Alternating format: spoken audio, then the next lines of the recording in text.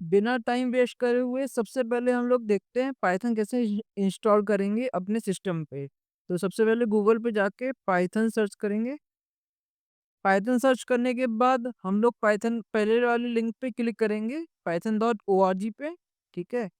इसके बाद यहाँ पे एक डाउनलोड्स का टैब है, इस पे क्लिक करेंगे। ठीक है। यहाँ पे आप पाइथन डाउनलोड कर सकते हैं अपने ओएस के अकॉर्डिंग। अगर आपका मैक ओएस है तो आप यहाँ से डाउनलोड कर सकते हैं। लिनक्स के लिए आप यहाँ पे क्लिक करिए, और विंडोज़ के लिए आप यहाँ पे क्लिक करके अपने सिस्टम में पाइथन को डाउनलोड कर लीजिए और उसके बाद उसको इंस्टॉल कर लीजिए। हमने पाइथन ही क्यों चूज़ किया मशीन लर्निंग के लिए, इस बारे में थोड़ा-सा बात कर लेते हैं। हमारे पास जावास्क्रिप्ट भी है, आर भी है, जावा भी है, पाइथन भी है, और भी बहुत सारी लैंग्वेज हैं जिसमें हम मशीन लर्निंग का फुल इम्प्लीमेंटेशन कर सकते हैं। लेकिन पाइथन चूज़ करने का रीज़न ये है कि सबसे ज़्यादा जो कम्युनिटी है मशीन लर्निंग की, वो सबसे बढ़िया पाइथन में है। ठीक है? आजकल गूगल, यूट्यूब, मेटा, नेटफ्लिक्स सब लोग पाइथन ही यूज़ करते हैं अपनी मशीन लर्निंग मॉडल्स को डेवलप करने के लिए। तो हम पाइथन में ही इसको सीखें तो जिस हमें पाइथन एक ईज़ी लैंग्वेज भी है, और हम इसको जल्दी से एडॉप्ट भी कर सकते हैं, और साथ ही साथ हम इसकी कम्युनिटी भी अच्छी है।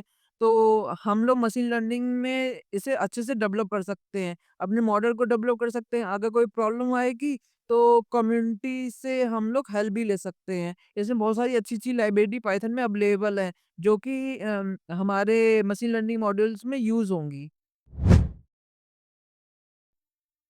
अब हम लोग स्टार्ट करते हैं पाइथन में अ, सारे कॉन्सेप्ट को क्लियर करना। सारे कॉन्सेप्ट को हम एक-एक करके देखेंगे, और ब्रीफली इसको करते जाएँगे और आगे बढ़ते जाएँगे। 2 वीडियो के अंदर पाइथन के जितने भी कॉन्सेप्ट हैं, जो हमें मशीन लर्निंग में यूज़ होंगे, वो सारे हम इस इन 2 वीडियो में क्लियर कर देंगे, और आपको इसके अलावा कोई और वीडियो देखने की ज़रूरत नहीं है। तो सबसे पहले हम लोग स्टार्ट करते हैं एक पाइथन की फाइल बनाने से। तो पाइथन की फाइल बनाने के लिए हमें क्या करना होगा, पहले फाइल का नाम लिख लेते हैं। सपोज़ मैंने लिखा पार्ट 1। इसके बाद मेन पार्ट है, इस पाइथन की फाइल बनाने के लिए हमें यहाँ पे एक्सटेंशन देना होता है। तो पाइथन की फाइल बनाने के लिए हमें यहाँ पे py एक्सटेंशन देना होता है, जिससे कि पाइथन समझ पाए कि ये हमारी फाइल है। ठीक है? अलग-अलग प्रोग्रामिंग लैंग्वेज में अलग-अलग एक्सटेंशन यूज़ होते हैं। जैसे जावास्क्रिप्ट में जेएस, टाइपस्क्रिप्ट में टीएस, और सी प्लस प्लस में सीपीपी, पाइथन में पीवाई। ऐसे पीवाई डॉट पीवाई करके अगर हम लिखेंगे तो हम अपनी पाइथन फाइल आसानी से बना लेंगे। पाइथन की फाइल बनाने के बाद अब हम बात करते हैं वेरिएबल्स की, कि पाइथन में वेरिएबल्स कैसे बनते हैं और वेरिएबल क्या होते हैं। वेरिएबल आपको पता होगा कि किसी भी डाटा को अगर हमें कहीं पे स्टोर करना है तो हम वेरिएबल का यूज़ करते हैं। ठीक है? तो पाइथन में वेरिएबल बनाने के लिए कुछ भी नहीं करना होता, बहुत ही सिंपल है। हम सिर्फ़ वेरिएबल का नाम लिखते हैं और उसे कोई वैल्यू असाइन कर देते हैं। जैसे कि अगर मुझे एक वेरिएबल है और इसके अंदर मुझे नाम रखना है शुभम, तो बस मुझे और कुछ नहीं लिखना। अगर मैं नेम इक्वल टू शुभम लिखूँगा तो नेम एक वेरिएबल है और शुभम एक वैल्यू है, शुभम की वैल्यू नेम के अंदर असाइन हो जाएगी। अगर मुझे इसको प्रिंट करके देखूँ कि ये कैसे काम करेगा, तो प्रिंट से हम इसको प्रिंट करके देख सकते हैं कंसोल पे। तो यहाँ पे नेम है, मैं इसको नेम करके लिख दिया, फ़ाइल को सेव किया। अब इस फ़ाइल को रन करने के लिए हम नीचे कंसोल पे जाते हैं। आप अलग टर्मिनल पे भी जा सकते हो। मैंने जिस पाथ पे ये फ़ाइल रखी है, उसी पाथ पे मैं प्रोजेक्ट को रन कर रहा हूँ, ठीक है? तो मैंने यहाँ पे इस फ़ाइल को रन करने के लिए पाइथन लिखूँगा, Python python Python space file का नाम लिखेंगे part1.py और एंटर मारेंगे, तो आप देखोगे कि शुभम लिख के आ गया, ठीक है? तो ये क्यों लिख के आया? क्योंकि एक नेम वेरिएबल में शुभम नाम की वैल्यू असाइन हो गई और इसको मैंने प्रिंट करके देख लिया। अगर मुझे कोई और इंटीजर वैल्यू सेव करनी है तो मैं लिखूंगा सपोज एज एक वेरिएबल का नाम हो गया, 56 उसकी एज हो गई। ठीक है, अगर मुझे इसको प्रिंट करके देखना है तो मैं करूँगा प्रिंट एज और इस फाइल को सेव करूँगा और यहाँ पे पाइथन अपनी फाइल को रन करने के लिए पाइथन स्पेस part1.py लिख के इंटर मारूंगा और देखिए आप 56 आ गया। इस तरीके से हम वेरिएबल बनाते हैं। इसके बाद बात करते हैं डाटा टाइप्स की। तो डाटा टाइप लगभग 15 तरीके के होते हैं पाइथन में, लेकिन मेनली 7-8 तरीके के ही डाटा टाइप मेनली यूज़ होते हैं। तो मैं कुछ के एग्जाम्पल आपको करके दिखा रहा हूँ, जैसे कि x इक्वल टू हेलो लिखा, तो ये एक तरीके का स्ट्रिंग डाटा टाइप हो गया आपका। ठीक है, अगर मैं x इक्वल टू आपको 23 लिख दूं तो ये आपका इंटीजर डाटा टाइप हो गया। अगर मैं x इक्वल टू 3.4 लिख दूं तो ये आपका फ्लोट तरीके का डाटा टाइप हो गया। अगर मैं x इक्वल टू 3j लिख दूं तो ये आपका कॉम्प्लेक्स डाटा टाइप हो गया। अगर मैं x इक्वल टू ये लिख दूं कर्ली ब्रेसेस में, तो ये आपका एक डिश तरीके का डाटा टाइप हो गया। अगर मैं x इक्वल टू ऐसे लिस्ट बना के लिख दूं तो ये आपका लिस्ट डाटा टाइप हो गया। अगर मैं x इक्वल टू ऐसे सिंपल ब्रैकेट्स में कोई वैल्यू लिख दूं तो ये आपका टपल टाइप का डाटा टाइप हो गया। तो ये कुछ डाटा टाइप हैं जो मेनली यूज होते हैं। ठीक है, इसके अलावा आपका x इक्वल टू एक एनो एनी करके नन होता है, ये भी डाटा टाइप है आपका।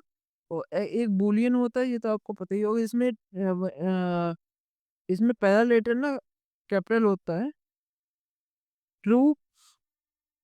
अगर आप इसकी वैल्यू फॉल्स करना चाहते हो तो आप एफ कैपिटल ALSE फॉल्स करके लिख सकते हो। तो ये आपका बूल तरीके का डाटा टाइप हो गया। ठीक है, तो ये कुछ इंपॉर्टेंट डाटा टाइप हैं जो यूज होते हैं। अब मैं किसी डाटा टाइप का ना अगर मुझे टाइप देखना है तो मैं कैसे देखूंगा? मैं एक्स इक्वल टू सपोज मैंने फॉल्स लिखा हुआ है और मैं इसका डाटा टाइप चेक करना चाहता हूँ, तो मैं पहले लिखूंगा प्रिंट, इसके अंदर लिखूंगा टाइप और इस ब्रैकेट के अंदर वो वेरिएबल का नाम लिख दूंगा एक्स और फाइल को सेव करूंगा और इसको रन करूंगा। तो देखिए ये बूल टाइप का आ गया डाटा टाइप। अगर मैं एक्स की इक्वल एक्स या अगर मैं सपोज ये लिस्ट का देखना चाहता हूँ, इसको मैं हटा देता हूँ। ठीक है, और सेव करके चलाता हूँ।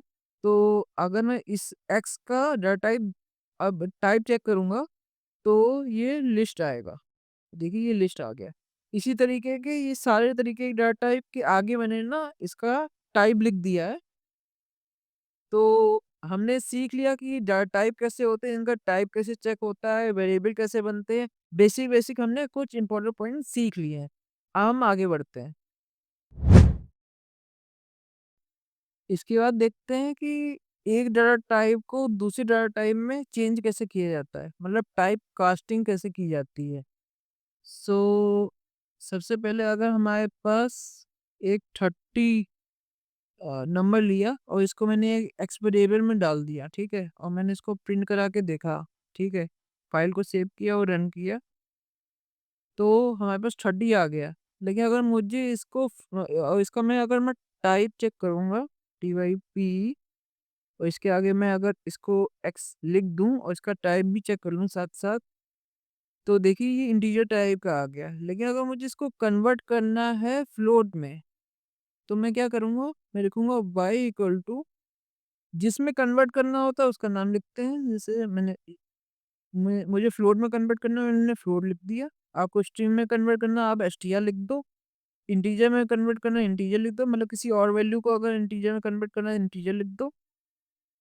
तो आप इस तरीके से टाइप कास्ट भी कर सकते हो। तो यहाँ पे मुझे एक्स जो इंटीजर है मुझे इसको फ्लोट में कन्वर्ट करना है, तो मैंने फ्लोट लिखा, उसके ब्रैकेट के अंदर पे मुझे एक्स लिख दूंगा, जिसको मुझे कन्वर्ट करना है।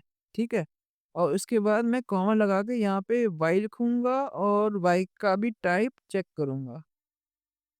ऐसा करता हूँ मैं, इसको ना नेक्स्ट टाइम लिख देते हैं तो ज़्यादा क्लियर रहेगा। मैंने यहाँ वाई लिख दिया, यहाँ पे भी मैंने वाई का टाइप चेक किया, फाइल को सेव किया, उसको चला के देखा, तो देखिए आप पहली लाइन में जो प्रिंट हुआ है इस लाइन में, इसमें वैल्यू आई 30, टाइप है इसका इंटीजर। सेकंड लाइन में वैल्यू है इसकी 30.0 मीन्स फ्लोट, और टाइप क्या हो गया इसका, फ्लोट। तो इस तरीके से आप टाइप कन्वर्ट भी कर सकते हो, इंटीजर को फ्लोट में, स्ट्रिंग में, इस तरीके से आप कन्वर्ट भी कर सकते हो। इसके बाद देखते हैं कंडीशनल स्टेटमेंट्स, जैसे कि इफ एल्स। तो इफ एल्स एक तरीके के कंडीशनल स्टेटमेंट्स होते हैं, जिसका मतलब है कि अगर कोई कंडीशन मैच करती है तब क्या परफॉर्म करना है, अगर मैच नहीं करती है तब क्या परफॉर्म करना है। ठीक है, तो इसके सिंटेक्स देख लेते हैं क्विकली। तो सबसे पहले लिखते हैं, दो वेरिएबल बना लेते हैं, जैसे एक की वैल्यू बना ली मैंने 56, बी की वैल्यू मैंने असाइन कर दी 21, और यहाँ पे मैंने इफ स्टेटमेंट लिखा, इसके अंदर हमने लिखा ए ग्रेटर देन बी, यहाँ पे मैंने लगाया। उसके बाद मैंने यहाँ पे टैब दिया, यहाँ पे ये टैब देना ज़रूरी है, क्योंकि ये ना हम यहाँ पे ऐसे करके ब्लॉक नहीं बनाते पाइथन में। यहाँ पे हम क्या करते हैं, टैब दे के थोड़ा सी जगह देते हैं, जिससे कि वो पाइथन खुद समझ जाए कि कौन सा ब्लॉक कहाँ पे ख़त्म हो रहा है। ठीक है, तो यहाँ पे ए बड़ा है बी से, तो अगर ये बड़ा है तो हम क्या प्रिंट कराएंगे, A is greater than B. इसको सेव करा के चलाते हैं, A is greater than B which is correct. अगर मैं इसकी वैल्यू को सेव कर दूं, यहाँ पे मैं 56 कर दूं, और यहाँ पे मैं 21 कर दूं, और फिर चलाऊं, तो देखिए कुछ भी प्रिंट नहीं हुआ, क्योंकि ये कंडीशन मैच नहीं हुई। मैच नहीं हुई मीन्स कि मीट नहीं हुई, ए बड़ा नहीं है बी से, तो ये प्रिंट नहीं हुआ। तो उस केस के लिए मुझे क्या करना होगा, मैं क्या करूँगा, यहाँ पे लिखूँगा एल्स। ठीक है, और थोड़ा-सा स्पेस देके लिखूँगा प्रिंट।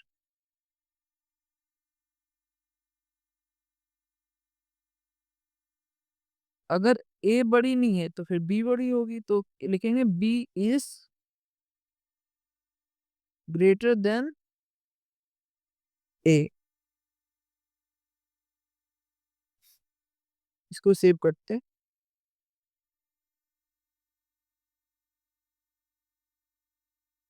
चलाते हैं। देखिए बी इज़ ग्रेटर देन ए। तो इस तरीके से हम लोग इफ कंडीशन और इल्स कंडीशन को यूज़ कर सकते हैं।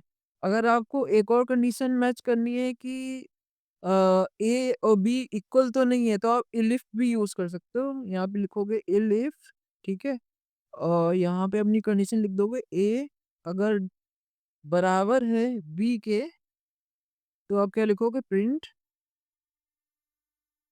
लिखोगे A is equal to B. Save करोगे, चलाओगे, क्योंकि ये कंडीशन भी फुलफिल नहीं हुई, इसलिए बी इज ग्रेटर देन ए ही आया, क्योंकि जो जो कि राइट आंसर है। अगर मैं इस दोनों की वैल्यू 56 कर दूं और उसके बाद चलाऊं, तो इलिफ वाली कंडीशन मैच करेगी, ए इज इक्वल टू बी। तो आपने सीखा कि इफ एल्स कंडीशन कैसे लगाते हैं। बहुत ही सिंपल तरीके से मैंने आपको समझा दिया, आपको ज़्यादा वीडियो देखने की ज़रूरत नहीं है, इतने से ही आप सब समझ जाओगे। इसके बाद हम लोग देखते हैं कंडीशनल स्टेटमेंट्स में एक और चीज़, इसका नाम है फॉर लूप। तो फॉर लूप कैसे काम करते हैं? सपोज़ कि मैंने एक वेरिएबल बनाया ARR और इसके अंदर एक लिस्ट बनाई मैंने 23, 45, 78, 90। ओके? और मैंने क्या किया, अब मुझे इसको इटरेट करना है, ठीक है? फॉर लूप के हेल्प से तो मैं क्या करूँगा, लिखूँगा पहले फॉर, फिर लिखूँगा एक वेरिएबल का नाम, सपोज़ मैंने लिख लिया एक्स, या आप लिखते हो आइटम, और लिखोगे किसमें से, इन लिखोगे, और यहाँ लिखोगे जहाँ से आपको लेना है। तो मैंने एरे से लेना है, तो मैंने यहाँ पे ये लिख दिया। इसके बाद थोड़ा-सा टैब देंगे जिससे कि वो ब्लॉक समझ पाए। उसके बाद प्रिंट में मैं एक्स लिख दूँगा, ये इस वेरिएबल का नाम, क्योंकि इटरेट करके सारा कुछ इस वेरिएबल में ही आएगा, ठीक है? अब मैं इसको सेव करूँगा और चलाऊँगा। तो देखिए 23 इटरेट हो गया, 45, 78 एंड 90 सारा कुछ इटरेट होके दिख रहा है, ठीक है? कितना सिंपल सा सिंटैक्स है फॉर लूप का। इसके बाद हम लोग एक और देख लेते हैं, जिसमें हम 0 से लेके 5 तक का इटरेशन करेंगे। इसमें हम लिखते हैं फॉर एक्स इन रेंज, और इसमें लिखते हैं हम सपोज़ 5, ठीक है? और इसके आगे हम थोड़ा-सा टैब देके इसको ब्लॉक अपना ओपन कर देते हैं, उसके बाद हम लोग लिखते हैं एक्स, ठीक है? तो यहाँ पे आपका 0 से लेके आपका सारा नंबर तक प्रिंट हो जाएगा, जितना आपने यहाँ पे नंबर दिया है। तो 0 से स्टार्ट हो रहा है, तो 0, 1, 2, 3, 4 तक हो गया। टोटल 5 कैरेक्टर्स हो गए आपके, ठीक है? तो इस तरीके से भी आप लूप चला सकते हो।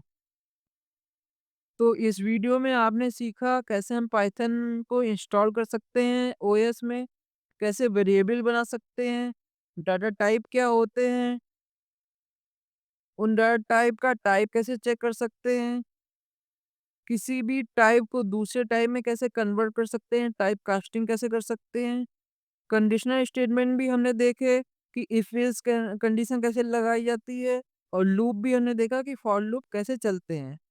तो अगर आपको ये वीडियो अच्छी लगी हो, तो आप हमारे चैनल को सब्सक्राइब करो। आने वाले सारे वीडियोस मशीन लर्निंग पे होने वाले हैं, जिसमें हम सारी मशीन लर्निंग की एल्गोरिथम को डीपली इम्प्लीमेंट करेंगे।